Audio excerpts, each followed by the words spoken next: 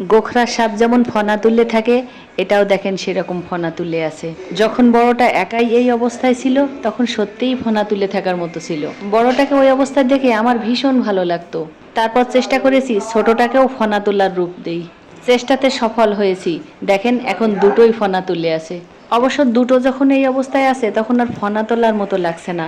এখন লাগছে পানিতে বক থাকে, মা বক আর ছানা বক। মা বক যখন বাচ্চাটাকে আদর করে খাওয়ায়, মা আর ছানার ঠোঁট একসাথে মিশে থাকে, এটাও কিন্তু সেরকম লাগছিল।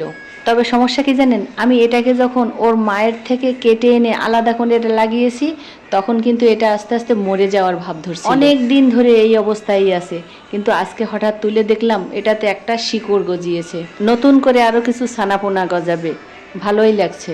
এত যত্নে তৈরি করা, এটা মরে যাবে দেখে খারাপ লাগছিল, কিন্তু এখন আস্তে আস্তে শিকড় গজিয়েছে, এটাও অনেকটা ভালো লাগছে। মা বক আর ছানা বককে আস্তে আস্তে আগের জায়গায় বসিয়ে দিলাম। এখান থেকে সহসা আর তুলব না। আমি এতদিন কোনো শিকড় গজাতে দেখিনি, তাই মাঝে মাঝে তুলে দেখতাম। আগের জায়গায় বসিয়ে দিলাম, আস্তে আস্তে চেপে দিলাম, যাতে তারা ভালো থাকতে পারে, বেঁচে থাকুক, ভালো থাকুক পৃথিবীর সকল মায়েরা, ভালো থাকুক তাদের ছানাপোনারা। আল্লাহ হাফেজ।